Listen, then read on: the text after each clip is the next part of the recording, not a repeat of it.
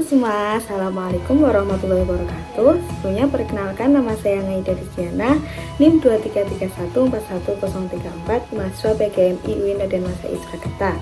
Jadi di sini saya akan menjelaskan sedikit tentang keterampilan berbahasa. Kalian udah tahu belum apa tuh keterampilan berbahasa? Mari simak penjelasannya.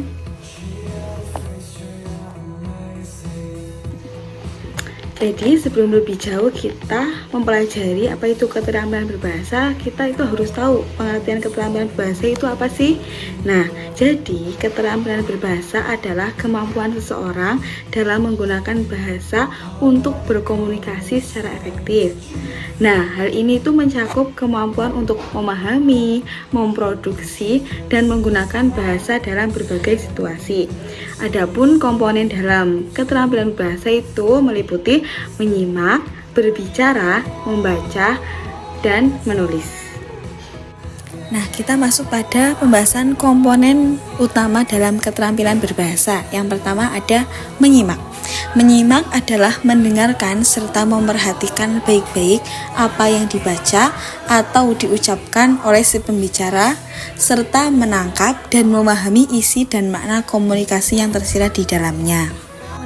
Kedua ada berbicara. Apa sih berbicara itu? Berbicara merupakan aktivitas berbahasa yang melibatkan produksi bunyi-bunyi artikulasi untuk menyampaikan pesan. Jadi pada kemampuan ini berkembang dari proses imitasi terhadap suara-suara yang kita dengar sejak kecil. Berbicara juga melibatkan aspek nonverbal seperti ekspresi wajah dan gestur tubuh untuk memperkaya makna pesan yang disampaikan. Komponen ketiga ada membaca. Membaca adalah keterampilan mengenal dan memahami tulisan dalam bentuk urut-urutan lambang grafis dan perubahannya menjadi bicara bermakna dalam bentuk pemahaman diam-diam atau pengucaran keras-keras. Jadi membaca adalah mengenal dan memahami melewati tulisan, baik itu nanti diutarakan dengan keras maupun hanya di dalam hati. Dan komponen yang keempat itu ada menulis. Menulis adalah suatu keterampilan berbahasa yang melibatkan kegiatan menuangkan ide, gagasan, perasaan, atau informasi ke dalam bentuk tulisan. Nah, di menulis ini bukan hanya sekedar menyalin kata per kata, melainkan proses kreatif yang melibatkan pemilihan kata, struktur kalimat, dan organisasi paragraf yang efektif untuk menyampaikan pesan kepada pembaca. Nah, dari keempat komponen utama keterampilan berbahasa tadi, pasti dari keempat komponen tersebut saling berkaitan. Seperti contoh pada berbicara dan menyimak.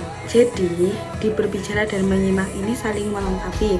Jadi saat kita menyimak, kita belajar bagaimana orang lain menyampaikan pesan, sehingga kita dapat menirunya ketika berbicara, dan sebaliknya ketika kita berbicara kita harus belajar memberikan contoh kepada orang lain tentang bagaimana menyampaikan pesan-pesan secara efektif.